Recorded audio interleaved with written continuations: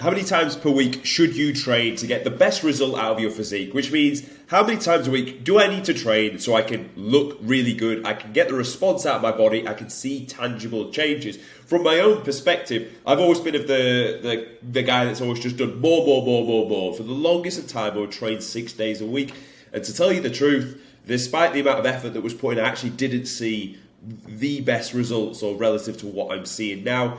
And actually training 6 days a week, I don't think is really necessary. So we can rule that one out from the beginning, because you just don't give your body enough time to recover from all the stimulus you put through it. Just 1 day worth of recovery and stimulus. If you're truly training hard enough, and let's say each session is probably about an hour a piece, if you're truly training hard enough, it's just not enough time to recover, in which case you're just drilling yourself into the ground. When you go to this video, just take in mind, your goal from the session is to go in and to get a stimulus and a response out of the body. The goal isn't just to do the sessions and then the muscle grows. It's more a case of like, you damage the muscle, you break it down, so it's like a bit fucked, to tell you the truth. And you always need to sew it back together with obviously proper nutrition. But then when you get in bed and you sleep, then the muscle starts to vegetate and grow back together. But if you constantly just drill and dig into the hole without ever giving it a chance to fill back in, you're just going to have gaping holes, and you're not going to get the return out of the effort you put in. And I found this the hard way.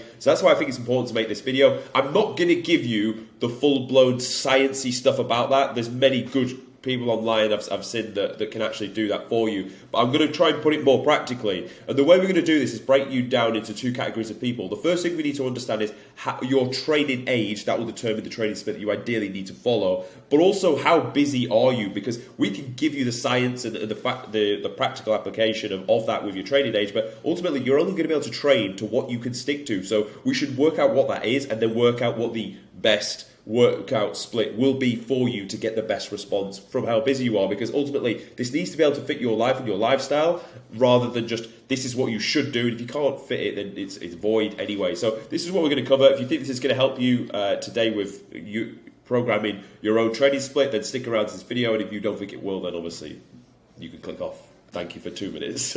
So first thing we need to understand is your training age. Why will this determine the program we put you on? Honestly, because if you're fairly new to training, if you're within your first year or two, you just don't need that much stimulus. Like, look at it like, imagine you've taken paracetamol once, you take it and you're like, well, fuck yeah, that's really worth that. If you take paracetamol every day, the dosage you need to get the same response out of what you had needs to be a lot greater. So if you've been training for 5 years, your body's used to a certain amount of stimulus and volume put through it, therefore the training has to be of a higher amount. So don't play your cards too early. The whole art out of training and nutrition is to do something to get a response out of the body. Don't just go full all out right at the top, because where do you go from there? If you're new to training, train 3 times a week, because you will get a response out of the body. Until you don't, then what do? Then you up it, then you get the next response out of the body, rinse that again for another year, and then you're like, right now I need to push to a 5-day split, and then you start thinking about how can I push intensity, drop sets, extra volume, etc. That's when you look at that. So just look at your training, don't be quick to play your card early. Not always is more better. The next thing we understand is, how busy are you? How many times a week can you commit to a session? Because you just want to quantify that and make the program based on that. Because there's no point saying, some weeks it can be 3, some weeks it can be 4, because then, well, where do you stand with the program? Because that's going to, a 3-day split is drastically different to a 4-day split, because one key thing we're looking for is to train the muscle twice per week. It takes around 72 hours from the stimulation point to the time it's recovered, and you can hit it again. So it doesn't serve you to wait a full 7 days till you hit it. You can get another response. But if you're only going to train 3 days a week, then we need to program slightly different to how we're going to program a 4-day training split. So just ask yourself, how many days can I realistically commit to? And then just base your program off that. Don't lie to yourself. Don't say I can do 5 when you can't. It's okay if you can't do 5 days. It just means your workout will look different on a 4-day split. That's absolutely fine. There's no right or wrong here. It's just, what can you stick to, and how long have you been training? And we piece together the program off the back of that. Because what do we want out of training? Training is your tool to grow muscle. The goal is not to get good at training. The goal is use the tool of training to grow muscle. The same with the calorie surplus is not going to grow your muscle, but it is going to assist in energy and performance in the gym, which will then grow your muscle. So look at it as training is the tool. What we want out of training is simply just enough stimulus to get the growth and make the change. We don't need to absolutely obliterate ourselves every time to get a response. We just need to do a little bit more than we did last time, and you're going to grow, you're going to make gains. You don't need to overcomplicate it and just really fucking make a mess of training. It's just a case of keep it simple. This is what I did last time. This is what we're going to do to progress. We want that stimulus. Off the back and get the stimulus, I now know that my body needs sewing back together. I'm going to sleep like a baby, and I'm going to eat the proper nutrition. And continuing to cycle through that will get you the result. You simply just can't fast track your way there by doing more, because the body just doesn't really work like that from what you can see. Unless you were a detrained individual, then you go back into training, then gains can come quicker for sure. If you're brand new to it, then gains can come quicker before, but not really, because you're also not that experienced in the way you would execute lifts, so the gains wouldn't be as fast as they could be. So that's why I say just have that in mind. You're there for stimulus. You're there to gain something out of the session. You're not there to just obliterate yourself, and more is always the answer. So I just want you to take that into consideration. So the training options we've got.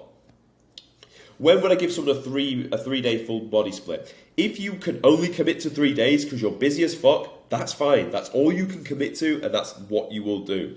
A 3-day full body split, you would always assess your current physique and work out where are my weaker areas, or the areas that I personally will get more happiness from bringing up. Not everyone will get loads of happiness from building big legs. Most people want an aesthetic physique with a decent upper body and maybe good quads. So then piece your program relative to that. Now, we always want to understand that we want to hit the muscle twice per week. So you take your 3 days and you work out, right, I'm going to spread out the chest and the back and the shoulders, and I'm going to divide them across the 3 days. So there's enough rest in between each. And you could train Monday, Wednesday, rest Thursday, Friday, train Saturday, and rinse and repeat it round like that. And I would just tailor it to what are my main areas. And of course, with a 3 day, you are limited to frequency, so volume will be higher. You understand that you've got either you use frequency, which is the amount of sessions, or you've got volume, which is the amount of actual work done within a given set, exercise, and then session as a whole. And you're going to manipulate those two factors. And always bearing in mind that intensity is going to be something that you continue to uphold at the highest of standards, no matter what the training split really, because you're always going to look to train hard and try and beat what you did last time, and that, for a better term, is intensity. So look at your main areas, how many times you can train. If it's 3 days, it's fine, but try and think, well, what would get me more bang for buck? Okay, try and think of using loadable compound exercises rather than isolation. So let's say you can train 3 times a week. You're limited to the amount of times you can do things. Probably put dips in for tricep dips in, because you can load the shit out of them versus like an overhead cable tricep extension. You're not going to get as much bang for your buck. I'm all for a pec deck. Fucking right, I am. A very, very good exercise, gets blood into the tissue. But to be honest, you're going to get more bang for your buck out of just going straight into some form of a heavy pressing, hit the muscle in the lengthened position. So that's what I'll be doing for a 3-day full body split. And who's that for? It's for someone that can only train 3 days because they're a busy professional or just don't have the time. It's for someone that's fairly new to training, where you will get enough stimulus out of just doing that until you won't, and then you progress it, of course. The 4-day split works quite well, because with a 4-day split, you can cover everything. Now in this, we're basically taking what we did on the full body, but we're doing it times 2. So the session, again, in duration, may be kind of long, and that's okay. And where it's called anterior posterior, it basically means train everything on the front of the body, so full body front and full body back, or full body push, full body pull, look at it like that, where you're pretty much going to put one leg exercise and then focus on basically either push or pull is going to be your main factors. In the beauty of this now, you get to do that twice per week, so repeat the same sessions.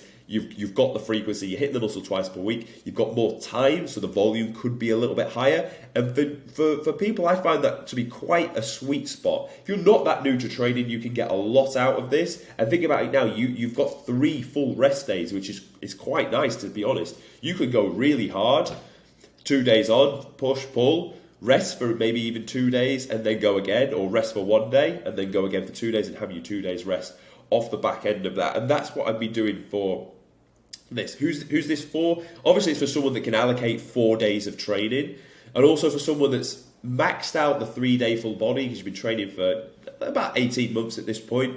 You can go into that split and you'll gain a lot from that split, really. And what the beauty of this is, it allows for plenty of volume, but still you have to pick your punches with where are you spending your time and energy and effort. Like if I was to do this and my goal was not to build like really strong, thick legs, I would just put leg press on the push and I would put RDLs. That actually depends on your training age. If you've not been lifting that long, we'll probably put RDLs or good mornings. I'll probably just put a hamstring curl in there for the back of the legs. And that may be my priorities, and then the rest would be going towards that upper body. If that's your goal, of course. If your goal is to have like a rounded physique, I'd put 2 leg exercises in on both days and cut away from some of the upper body. So that's what I'd be doing for that. And then for the longest of time, I'd be running a 5-day split. I find this to be the sweet spot in terms of frequency, intensity, volume, and just your ability to just fucking send it. Like, if you've been training any longer than 2 years and you can do 5 days, that's the split you want to be following. So it's push, pull, legs, then you run your rest days. So you do 3 on, then you hit chest and back, and then arms and delts, or you could do push again and pull again and repeat it like that. You could do it however you want, to be honest. There's no right or wrong answer, but what we're trying to do here, we're trying to hit the muscle twice per week. Here we can really add a fair amount of volume because we've got 5 sessions to spread out the workload from.